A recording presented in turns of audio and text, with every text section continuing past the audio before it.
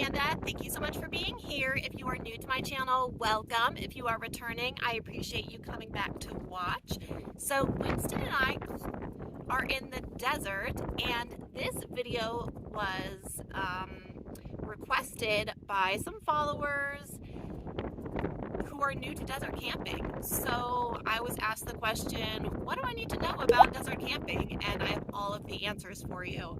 Winston and I have traveled to 34 states, and we've camped in, I think, 25 to 30 of those states. So we are expert campers at this point, and since I've been living in Arizona for the last 23 years, I'm especially an expert on desert camping. So we are going to jump right in, and I'm going to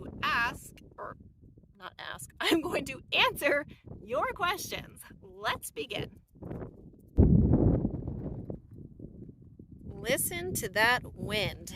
Yes, it is windy in the desert.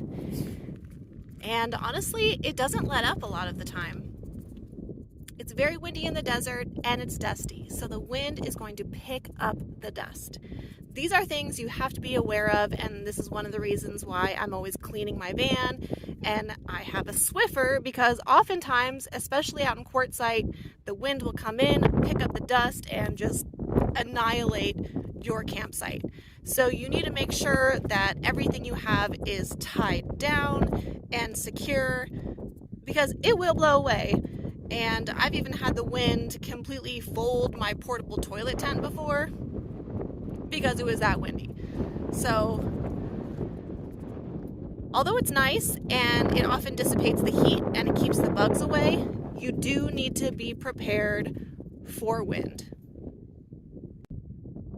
In the desert, especially out in quartzsite where there's like no big buildings, and yeah, there are mountains, but they're all distant. They're not big enough to block the wind. So since you're out in the middle of, barren land, essentially, there's nothing to block the wind. So with my awning, I have to make sure that I'm really careful about staking it into the ground or having really heavy items that I can secure it to, because leading to the next point, the ground here is really rocky and firm. It's not like the forest, it's not like the Midwest where we have a lot of moisture, and it's easy to stake things into the ground. Some people even need to use drills in the ground here in the desert to create proper holes, like if you're tent camping or you need to put stakes down, like for my awning. So always have a hammer and a rubber mallet so you can drive heavy duty stakes into the ground. And I have to say, it's not always an easy task. As you can see, the ground is very rocky. It's very hard, it's very firm. Especially in the winter, there's no humidity, no moisture, so you are dealing with an extremely difficult to manipulate ground. And you also have to be careful of what you put on the ground and where you're driving, because it is so rocky. I actually need a new outdoor rug, but I do recommend having some sort of outdoor rug for your campsite, whether you're in an RV, a van, or whatever, so it's easier on your feet and on your gear and for your dog. So even though the ground is rocky, and unfortunately there are a lot of cons to it, at least it's not like, I don't know, it doesn't really get muddy, especially because we don't have a lot of rains here in the desert. Since we don't have a lot of humidity here in Arizona, especially in the winter, we are at the driest in the winter. If you are coming from a humid climate and you are not used to the dry weather and climate, make sure you stay hydrated. Water is a must. You will dry out, your lips will dry out, your skin will dry out, and if you're not used to using lotion, you want to pack lotion for camping in the desert, because that's really the only way of keeping your skin moisturized. So water, hydrate. It is so important, and I cannot stress upon that enough. As you can tell, there is a severe lack of shade in the desert. In fact, there's really none. That's exactly why I purchased my Minivan camper awning. I highly recommend having an awning or some sort of canopy or shade tent or homemade tarp awning that you can use when you're camping in the desert. I also recommend, because as you can see, I have a little bit of shade here right now, and even with my awning not up, I have shade for Winston's bed and my chair, because my main door is facing away from the south and the west. So I will get shade on this side of my van. So even if you have nothing else, face your van appropriately away from the sun so you have some natural shade. Another point is a lot of people like to have campfires, especially in the quartzsite area when it's like peak nomad season in the winter. Well, you have to buy firewood. There's no wood to chop down out here, and a lot of the bushes are illegal to chop down and use for wood unless they're already dead and on the ground. So if you want a campfire, you have to purchase wood or bring your own wood. And there are places to purchase it at certain places out in quartzsite, but even there, sometimes it's scarce. So don't plan on being able to cut down any sort of trees for firewood.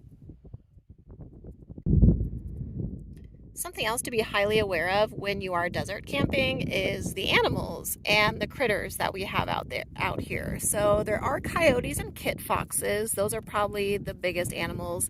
The kit foxes are friendly and they're super cute, but they will come into your campsite and like eat your food if you leave snacks out.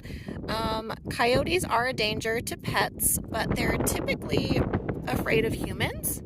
So just be aware. Be aware and don't let your dog be outside like by themselves unsupervised at dusk or dawn.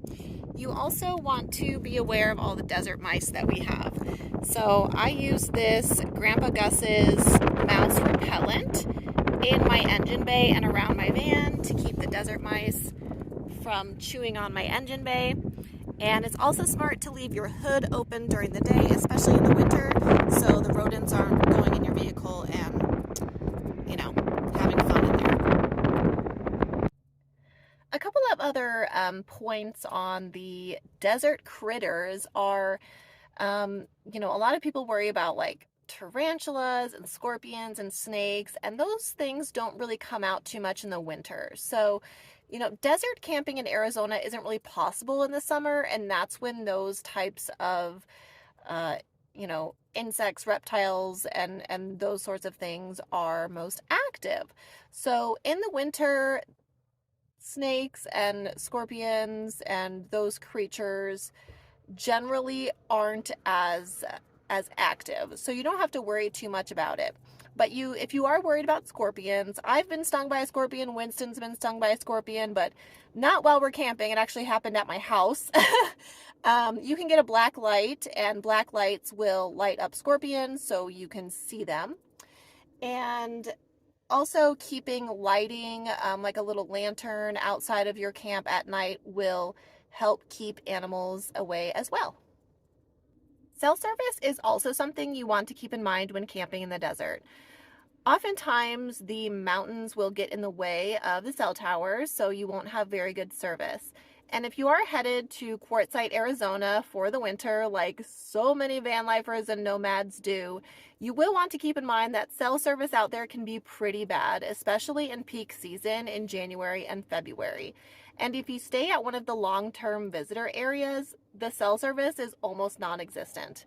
Verizon is absolutely the best carrier out here in the West, followed by AT&T.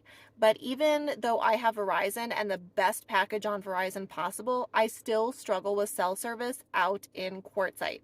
So you really have to find a spot that works best for you. Sprint and T-Mobile have limited to no service out in Quartzsite. Verizon is definitely the best, and the more people you're camping around, the worse the service will be. I work on the road, I need internet, so oftentimes I have to go into town for cell service, but I also like to camp further away from people, so my cell service gets a little better the further I move out.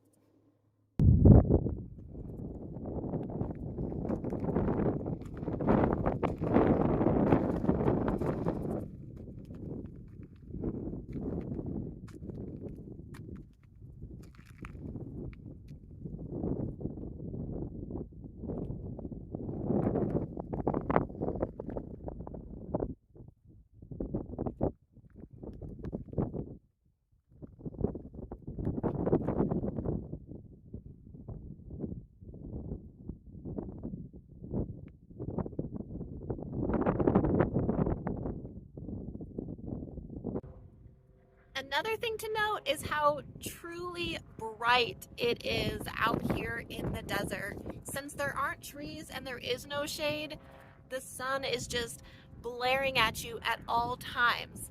It's great for your solar, bad for your eyes. I highly recommend eye protection if you have it, and at least a standard brimmed hat.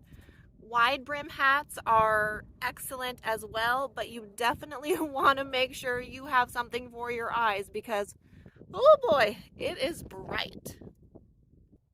Thank you guys so much for watching this video about van life and camping in the desert. I hope that it was helpful to you and that I covered most topics. If there is something that you're interested in that I forgot to talk about, please let me know in the comments and I will do my best to continuously answer your questions. So thank you again for being here. Be sure to like and subscribe, and we will see you next time.